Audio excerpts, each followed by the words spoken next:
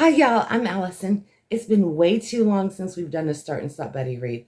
I've really been missing him, and I hope y'all are too. Because I propose that in December, we all get together and do a Christmas mystery novella. By doing a shorter book, it hopefully will be able to work into everybody's schedule, and we can get together and read a book together and ooh and on, speculate, and see if we can guess our way to the end. So what I'm going to do is give you three books, and you're going to have a week to vote on which one you think would be more fun to read. And also let me know if this is feasible, if you think you're interested and you think you'll have the time to do it. Because the way it works, if you've never done it before, we all get a book and there will be random stopping points. And for each of those points, I will put out a video and I will be reading on camera, commenting, speculating, oohing and awing as I go. And then when the video comes out, y'all will have already read to that point, or you can read along. That's a new aspect that we added. And then you'll give your theories and reactions down in the comments, and we get to chit chat about everything. It's so much fun to do, and I've been missing them so badly. So let's see if we can fix it. Now, you need to know what your options are. So I've got three novellas picked out, and I'm excited for all three. I kind of have one that I'm really hyped over as opposed to the other two, but I'll be happy with any of them. So the first option is Everyone This Christmas Has a Secret by Benjamin Stevenson. I have loved the other two books. Everyone in my family has killed someone, and everyone on the train is a suspect. Now, don't worry if you haven't read these two, because this is a standalone book. It's just the main character from these books, and it sounds like it's so much fun. It's only 192 pages, definitely a novella. It just came out October 22nd. It's got all of the Christmas staples: family, presents, a murderer or two, and an advent calendar full of clues. Advent calendar is the basis for this one. I think like each day there's a different clue within the advent calendar, and you try and solve the murder that way. So our main character, Ernest Cunningham, is going to be backstage at the show of a world famous magician, Rodlin Blaze, whose benefactor has just been murdered. The suspects are all professional tricksters, masters of the art of misdirection. We're going to have the magician, the assistant, the executive, the hypnotist, the identical twin, the counselor, and the tech. And the clues are even more abstract. A suspect covered in blood without any memory of how it got there. Murder committed without setting foot inside the room where it happened. And an advent calendar, because it's Christmas. So Ernest decides if he can see through the illusions, he knows he can solve it. After all, a good murder is just like a magic trick, isn't it? I am so excited for this book. But don't let that influence you, because it's okay. If this isn't the one y'all want to do, I am perfectly fine with it. Oh, by the way, I forgot to mention, Everyone Has a Secret. That is considered a lighthearted mystery. So it's going to have some humor in it, obviously. To let you know, it just came out, so availability at the library might be difficult. If you are interested in it, put your hold on immediately. And I will put the prices on the screen. It looks like Barnes & Noble and Amazon are pretty much running the same. I will say, I prefer to get my books from Barnes & Noble because they package the books better.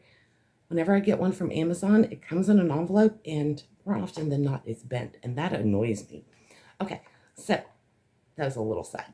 Next one is The Christmas Appeal by Janice Hallett, another little novella, obviously. This one was a best book of 2023, and it came out last October. So we've got 208 pages this time, and it's another lighthearted mystery. And I absolutely loved The Appeal by her. It's so unique. You're just reading documents. I also read The Twilight Code. It was good, but it didn't quite have that same wow factor for me. Not saying it's a bad book. And I haven't read Appleton Angels by her yet, but I'm really excited for it. So I have had experience with this author, and I love her. Whenever a book comes out by her, I grab it. Although I'm behind, there's another one out that I don't have yet. And I'm hoping to fix that soon. So anyway, this one, we are going to have more documents. That's what I love. You don't really get the perspective from the characters. You just get these documents to pour through, and you kind of piece everything together from that as an outside observer. And I love how she was able to, in the appeal, even through emails and everything, still give you a sense of the personality of the different characters within the book. And they were all different. I loved it. And since this is the Christmas appeal, I'm hoping it'll be more online with that first book than it was with the second one. So this time we're going to have one Christmas play, one Dead Santa. Everyone's a suspect. And can you uncover the truth? So Christmas season has arrived, and the Fairway Players are busy rehearsing at their festive holiday production of Jack and the Beanstalk to raise money for a new church bell, new church roof. But despite this season, goodwill is distinctly lacking amongst the amateur theater enthusiasts, with petty rivalries, possibly asbestos-filled beanstalk, and some perennial absent players behind the scenes. And of course, there's also the matter of the dead body on stage. Who could have possibly had the victim on their naughty list? Join lawyers Femi and Charlotte as they investigate Christmas letters, examine emails, and pore over police transcripts to identify both the victim and the killer before the curtain closes on their holiday production for good. Yes, you get the documents again. So it's like being a fly on the wall. These are so fun. At least the appeal was. So this is another highly anticipated book for me. So again, I wouldn't be upset if you chose this one either. So I'm going to make this very difficult for y'all, unless you've already read them. But that's okay, because then you can see me trying to figure it out and fumble my way through. Anyway, we may have one more book on this list. The Christmas Guest by Peter Swanson. So Peter Swanson, I do have 8 Perfect Murders by him, but I've never read it. So this would be a new for me author. I can't tell you what we would be getting into as far as writing style and whatnot. But this one is considerably shorter, which I have some reservations about that. I think the 200-page range is probably perfect for this. This one comes in at 112 pages, so considerably shorter. But it was marked as another best book of 2023 over at Barnes & Noble. And this one is classified as a dark read. So unlike the Christmas appeal and Everyone Has a Secret being lighthearted, this one's going to be darker. It's a spine-chilling story of an American student spending the holidays in a British manor house, where she discovers the dangerous secrets and a grim history hidden behind a seemingly charming Christmas celebration. Okay, so Ashley Smith is over in London for her junior year of school and is planning on spending Christmas alone. She gets a last-minute invitation to Starvoid Hall, country residence of the Chapman family. Cotswell Manor, festooned in pine boughs and crammed with guests for Christmas week. It's a dream come true for Ashley. She's not only mesmerized by the cozy firelit house, the large family, and the charming village of Clevemoor, but also by Adam Chapman and this aloof and handsome brother. I guess Emma was her friend. But Adam is being investigated by the local police over a recent brutal slaying of a girl from the village. And there's a mysterious stranger who haunts the windlit path between Starvoid Hall and the local pub.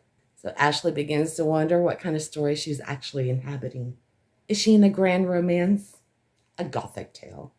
Or has she wandered into something far more sinister and terrifying than she ever imagined? So more than 30 years later, the events of the horrific week are revisited along with a diary from that time. So what began in an English village in 1989 reaches its ghostly conclusion in modern-day New York, many Christmas seasons later. So yeah, this one's going to be darker, but it sounds really intriguing. My only qualm about it, as I mentioned, is I've read that this might be too short, that we'd be like, oh, I want more. But I don't know. I will leave it up to y'all. Maybe the shorter option would be the way to go with Christmas being so busy. December, I mean. Here are the prices I was able to find for each of them. I will just have that on the screen for you so you can look at it in case that does factor in your decision. I know, finances factor for everybody, especially this time of year. So the good thing, if you notice, is the Christmas guest is on Kindle Unlimited. So if finances motivate you, then, that is a free option. And otherwise, check your libraries quick. Like I said, if you're interested in any of these books or all of them, put your holds on. You might be able to get it at the library, but I don't know. I would assume it'll get harder the closer we get to December. And if you're interested in that Kindle book, I would grab it sooner rather than later because potentially, Amazon may take it off of unlimited and charge for it once we get into Christmas season. So I don't know if they would, but it's a possibility. Okay, so today is Tuesday, November 12th. I will give you until next Tuesday at 6 p.m. You got a full week to cast your vote. So that's the 19th, 6 p.m. That's when the votes will no longer count. But I will come back in, tabulate them all up, and have an announcement video for you on the 21st, which will be Thursday. And that's when I will let y'all know when to expect the Buddy Read videos, so you'll know when you need your book before, and I will give you the first stop at that point if you want to read ahead. If you don't want to, that's okay. You can wait for the video and pause and read along as the video plays. So let me know if, for when you're available too. I need to know that. I'm thinking probably the second week in December, or maybe towards the beginning of the third week, right around in that time frame. So let me know how that plays out for y'all. If you think, if enough people are like, I can't, I'm so busy. We'll work. We got a week to kind of get the logistics down. All right, I am so excited. I can't wait to see which one y'all are going to pick and to read a book with y'all. It's been way, way too long. Okay, I will see you hopefully in just a few days with, it should be the extra challenges. I got to catch up on everything. Okay.